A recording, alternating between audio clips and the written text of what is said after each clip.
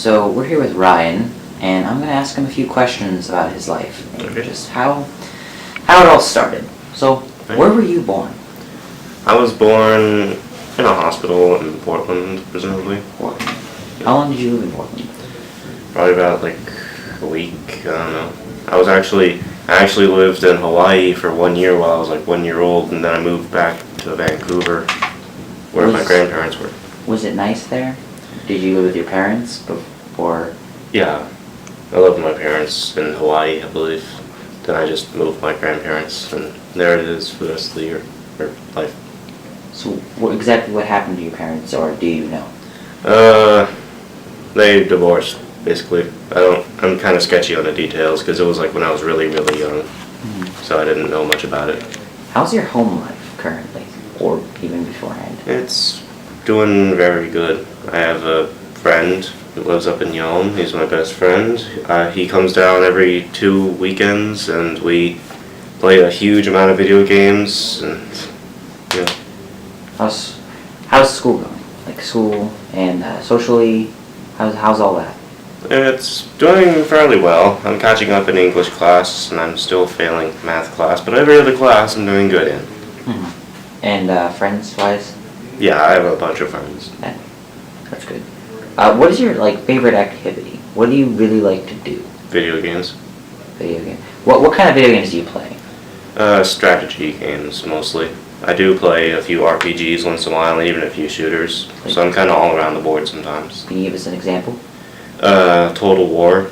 That's where you make your armies and cities and just go to war. It's Total War, yeah. So I was told that you really, really enjoy music.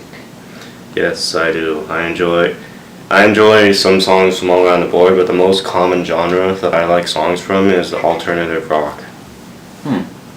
What kind of what's your favorite bands? MGMT, Queens of the Stone Age, those kind of bands. What's your favorite song? It has to be Queens of the Stone Age, I Appear Missing, from their newest album, Today. So how often do you listen to it? Music? Probably like once a day. Once a day. So okay. So you listen to a lot of music. Exactly why do you do that? Music just generally, I wouldn't say it defines me because I'm not a musical note, but it's the more agreeable thing that I like to do. So you just do it because it really connects to you. Yeah. In a special way. Yeah, it does. Right. So when did you start getting into the music and the genre that you have currently? Well, I got a video game called Guitar Hero for the DS, when I was in 6th grade, I believe, and I was playing that non-stop. Most of it was rock music, some of it was sometimes pop music. In 8th grade, I actually decided, hey, maybe I should listen to some more songs. So I went on YouTube and searched up a few songs, and then as that went on, I got connected to other songs, and I kind of spread out afterwards. So you just really started to connect to music because of those past events. Yeah, if I listened to one song and I liked it, then I would be linked to 2 other songs, and it just grew after that. Where would you be without those, that type of music? I really don't know. I mean, it's kind of guided me through the whole way. So you think you'd be kind of anti-social? Yeah, antisocial and stuff. Because I found other people who like the same type of music I do, and it's kind of fun to talk with them. So it really brought you out of your shell? Yeah. Okay. Alright, so we are here with Dan Opanawa, and Hey. I am going to ask you about your hobbies, your overall life. What are you going to do? Or what are you currently doing? So, first off, what is your hobby? What do you like to do? I like to do a lot of things. I like to read. Well, I wouldn't necessarily read. I'm not 100% into reading. I like to write. I like to hang out with friends, watch TV, watch movies, play video games. Just kind of, I guess, the gist of what a teenager would do. So, what is the most dominant thing in your hobbies? Definitely, most likely playing video games. Second to that would probably be playing with friends. We're just kind of hanging out. Okay. So what got you interested in that hobby or that specific part of that hobby? I'd say one of my stepdads, because I used to always be like I guess you could say outdoors kid, in the way that when I was younger I'd play with like not airsoft, sorry. I'd play with like toy guns and stuff, and I'd pretend to shoot dinosaurs or something like that outside in my front yard or in the backyard. And well, one day my stepdad kind of came up to me and he handed me this box. Now I was kind of confused because I was like, well, this is a really weird box. I mean, you can't open it, really. And I looked at it and it had this weird, it has an X symbol, it was green. And he said, this is an Xbox. This you can play games on. And I was like, well, what do you mean? So he started showing me. And I guess the real first game I've ever really played would be Turok Evolution.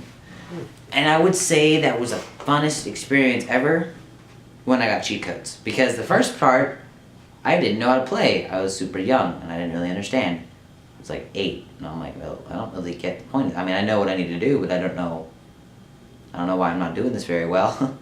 Well, then I got cheat codes, and, well, because someone showed me that. I was really confused, I didn't really know what they were. And then I was like, oh, now I know what they are. And now I am wrecking everything. It was a lot of fun. And from that experience, I just started to gain love for them. And then I started joining in the, I guess you could say, clan of people that would take out, I guess, a DS, a PSP, so, you know, like, just a portable gaming system. And I started, you know, doing that stuff. I had a Game Boy, I had all this. And then I saw, you know, since I was a big Turok fan, because I didn't really know any other games out there. I mean, you know, I knew they existed, but I've never really played them, so I wouldn't know. So I saw that the new Turok came out, like the brand new one, or said brand new one at that time, which is still out now, but others don't really like it. I really want to play it. The graphics were cool, and it was meant for Xbox 360. I'm like, well, crap, now I need an Xbox. Well, I then begged my mom to head into GameStop and sell my Xbox, my PSP, or not PSP, sorry, my Xbox, my GameCube, my Game Boy, my buttload of systems that I just started getting over time. Well, of course, you know, GameStop being GameStop only gave me like $120 for like 10 systems or something like that. It's not 10, but you know what I mean. It's pretty Even heavy. the really old systems. Yeah, and you know, the Xbox wasn't really, it worked, but it didn't work, if you will. Like the power button didn't work. So the only way you turn it on and off is by the power button.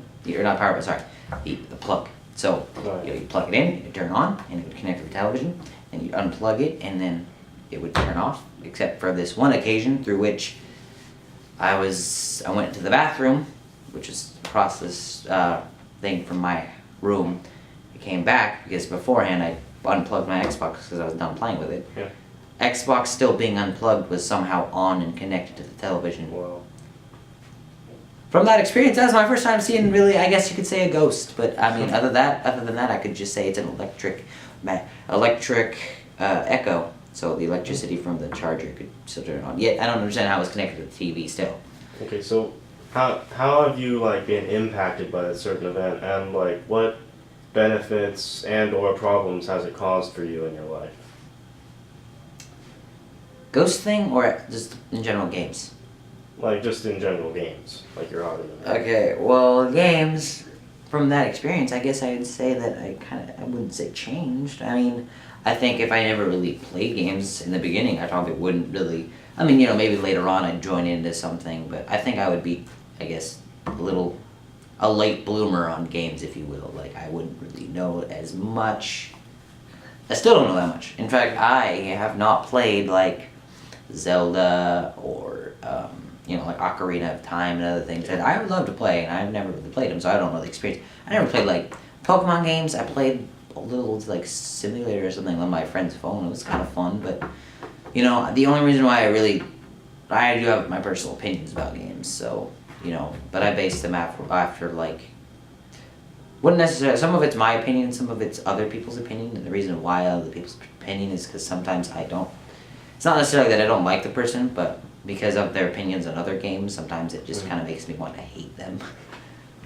So, like my buddy Kennedy, I don't hate him, but he's got opinions on certain games and they're kind of like I guess you could say Call of Duty. Now Call of Duty, they kind of milked the series, and you know it's an okay series. It's obviously has its flaws, but when you hate the series for its like community, or just in general for a game, I mean that's kind of messed up. You know, you should be liking the game, and if you don't like the game, then that's fine. But if you hate the community, therefore you hate the game, it's like, what's the point in even really playing games then? It's like, what if the community sucked in every game, therefore you wouldn't play it, you know? Yeah. And he's all like, oh yeah, Pokemon, oh my gosh, On the topic of communities, like what are some of the best communities you have ever seen in like a video game? Infamous. Infamous and Elder Scrolls. How would you describe them? Well, I'd say that there's those rare occasions where someone doesn't really understand what they're talking about. That's the rare occasions, and then there's most of the time when people are talking about stuff and they create unique things within the game, not exactly in the game, but you know they take the lore and create other things from them. Like for instance, I would be considered, I guess, part of the community, and I have been working on a fan fiction for said Elder Scrolls, but you know that's not even about the full Elder Scrolls. It's only like a section part of it. Yeah. And then Infamous, I've come up with my own character design for, I guess, me being a conduit in my own powers and such, and, you know, everyone creates their own things for different things. I mean, I bet you there's probably Call of Duty fan fictions out there. Of course, they're not very good, I imagine, unless you just kind of baffle me with that then. Nice.